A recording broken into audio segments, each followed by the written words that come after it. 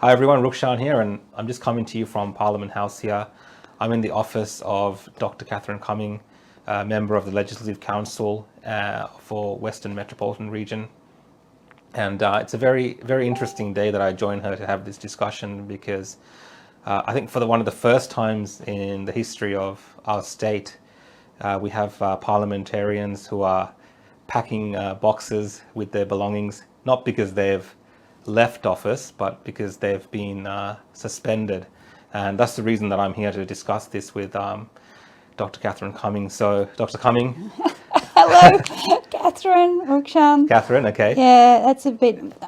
Too formal. It is totally too formal. It's too formal for me, but I know... that's a little funny story because in Parliament, you have to either say, you get Mr, Ms, or you can be Doctor. And when I first walked in, it was Ms. And my mother said, but you're a Doctor of Chinese Medicine. So anyway, it's... I would prefer everyone just call me Catherine. Yeah, so Catherine, no, got cleared that one up. But so why are you packing your belongings today? And how did it come to this in the Victorian State Parliament? Well, I'm very sad, and I guess in some ways I'm doing it because a lot of people today will be losing their jobs, and it's a bit because of to feel like everyone else is feeling at the moment.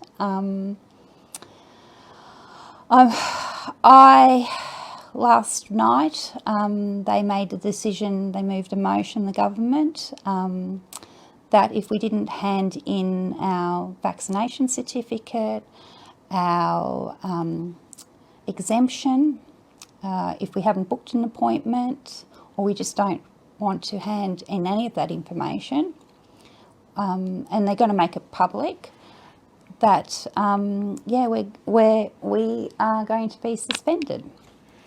So I could make the decision, like a lot of other people out there, to hand in my paperwork, my exemption, my vaccination certificate, or I can choose to, like everyone else, be angry about the mandate.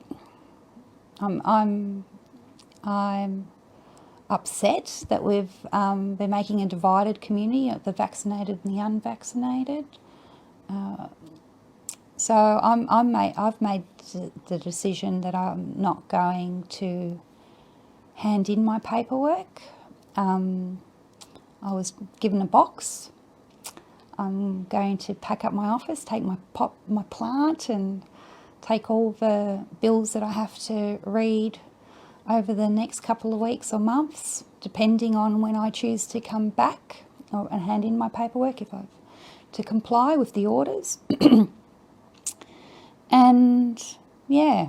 Well, it's a bit confusing because I've seen, again, a lot of commentary that, parliamentarians should just suck it up like everyone else, do what's necessary and come to work like everyone else has been made to do. Well, for myself, I'm very principle focused, integral focused. I won't do anything that's against my, how I feel in my heart. When I make a decision, I put my hand on my heart and I go, okay, am I going to sleep at night after this?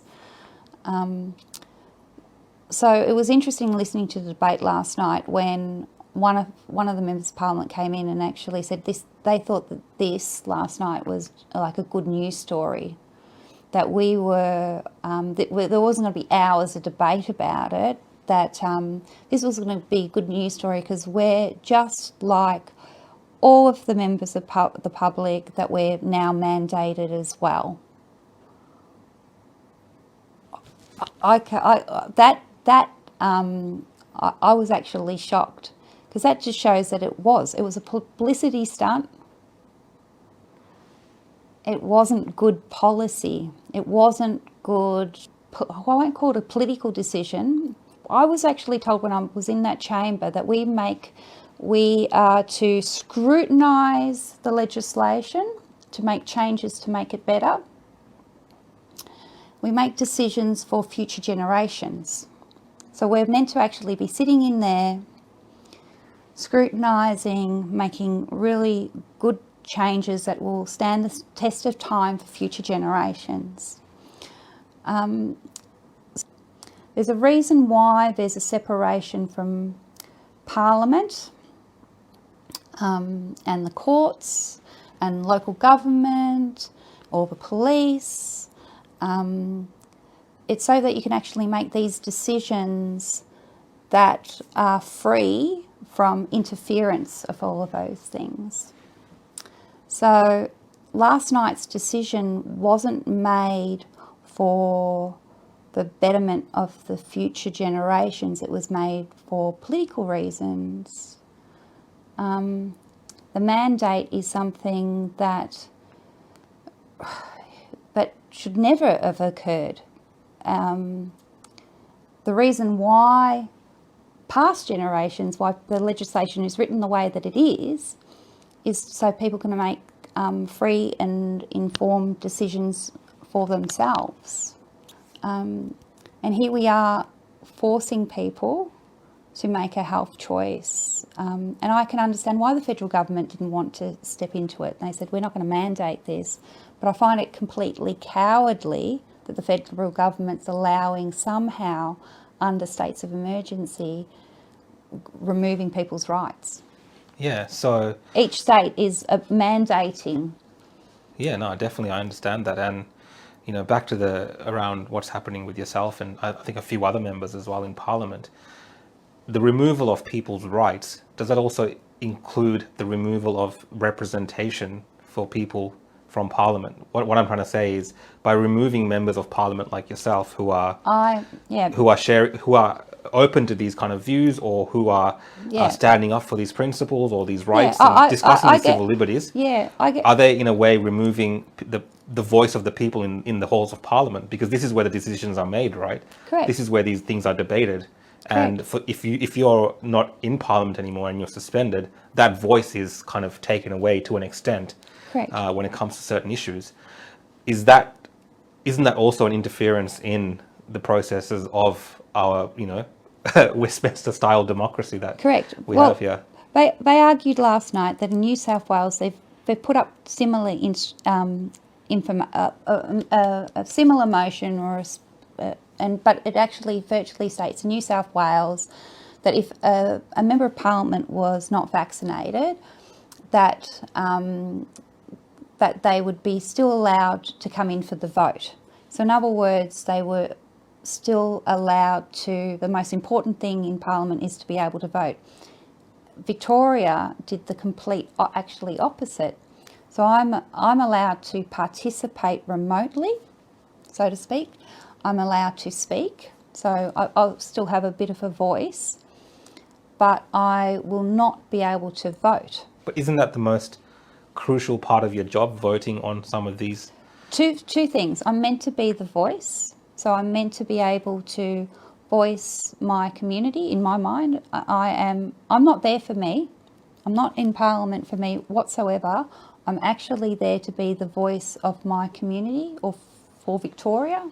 So I can get what you were saying, Rukshan, that it's I think there's a lot of people in the community think, oh well, as a parliamentarian, I should be mandated as well, because everybody is being mandated. I get that argument, but is the mandate right?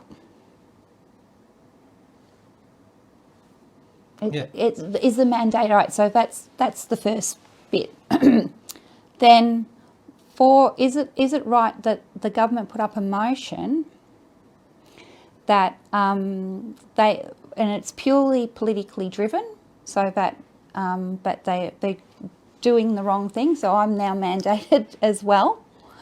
Well, 2 crosses, dum dum.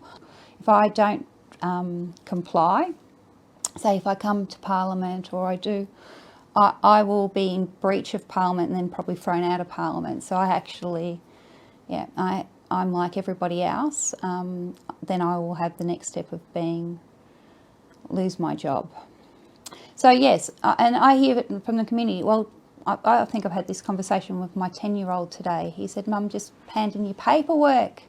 You need to be in Parliament to be that voice, you know, it's important. And I explained to him, but it's also just as important, but it's important to voice your opposition. Now, if you don't voice your opposition in the way of protesting in some way, like being suspended and then, you know, for whatever reason, this is my protest, I'm not complying, it's just as bad as others who were in there yesterday who don't believe in mandates but voted with it, feel that they wanted to be popular because they feel that the majority of the community supports mandates. I don't believe that the majority of the community supports mandates. Yeah, well, that's interesting because I did watch a lot of the debate yesterday, and there was a lot of politicians from the opposition, for instance, that were saying that they're opposed to all these kind of ideas and stuff, but we're going to go ahead with it anyway. And I guess they are doing it, you know, you're taking, I guess, a more of a principle stance and actually standing up for your principles, whereas they know something is wrong. This is just my opinion. They know it's wrong, what's happening, but they're going along with it anyway. For myself, I think every member of Parliament and every decision should be a conscious vote. So they shouldn't be voting on party lines.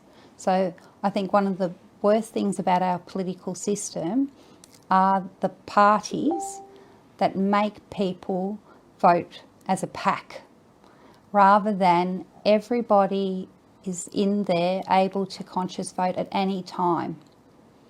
I think that's one of the saddest things that I see about parties. So parties, but I'll pick up another point that you were just making, Rukshan, about what you witnessed and what I would say my opinion would be too. That it was sad to watch the opposition, and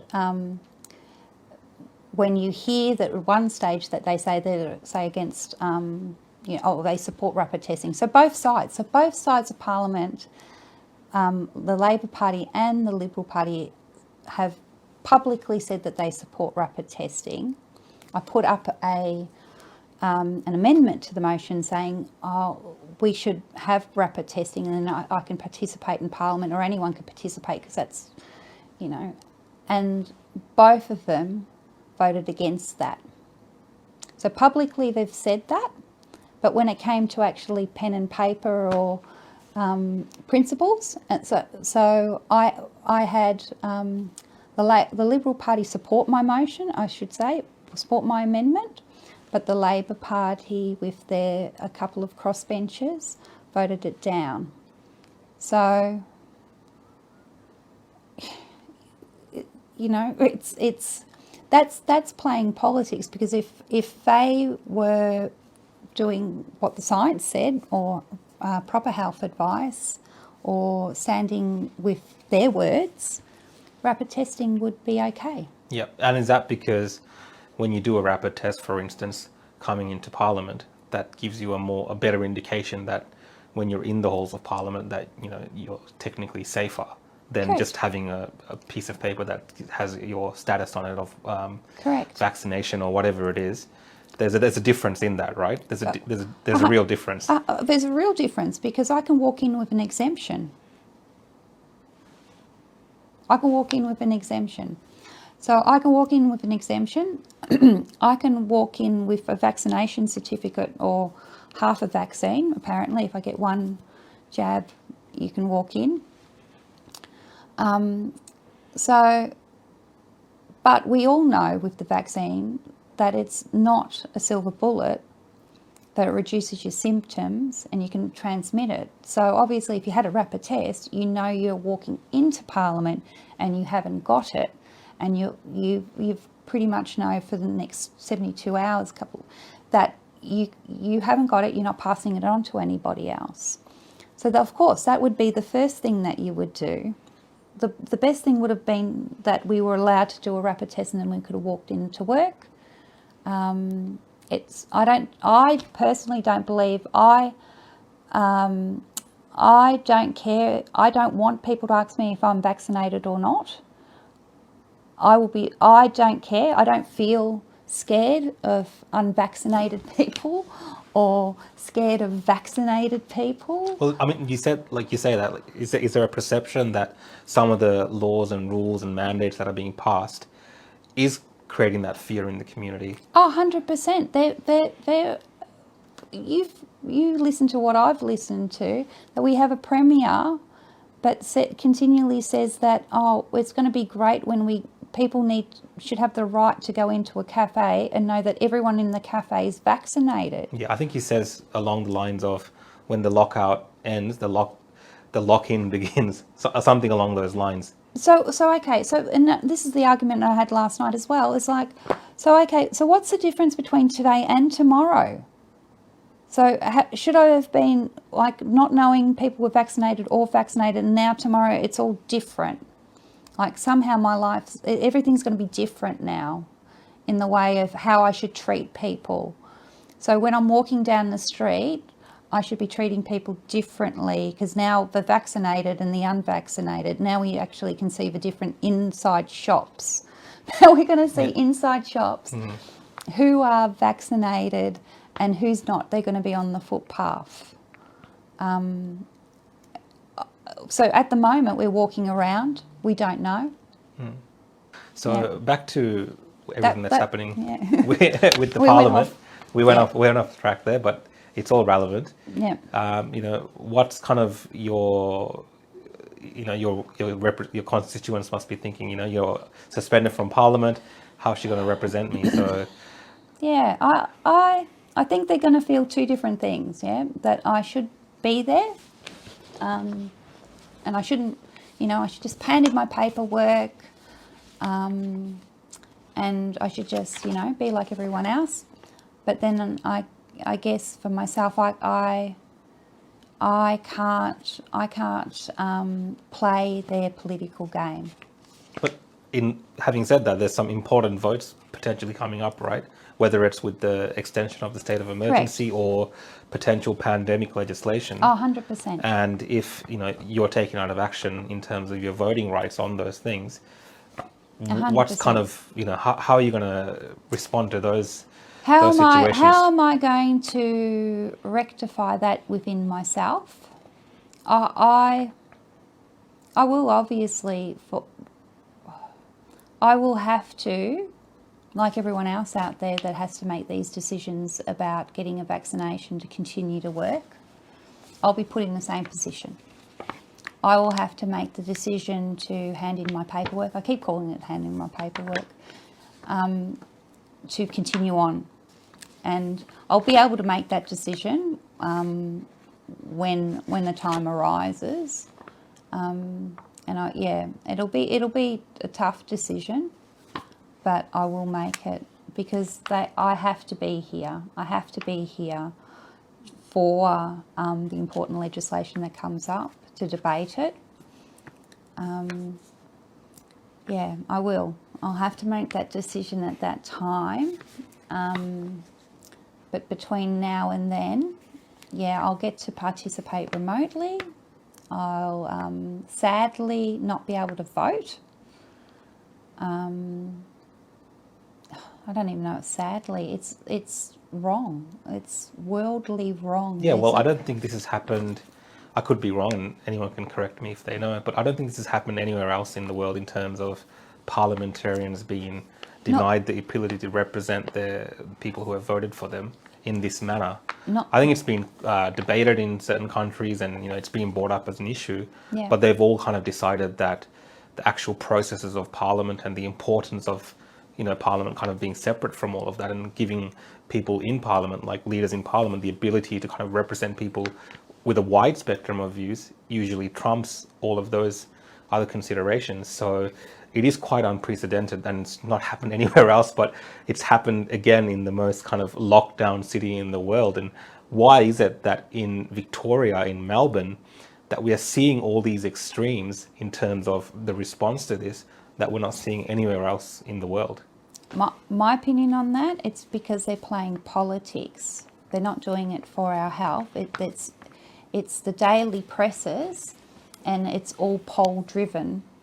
So they're not making rational decisions based on the science. They're actually doing it to play politics. So last night was definitely about playing politics, to be seen that the members of parliament are being mandated like everybody else, and then knowing that there'll be a handful of us that will be suspended.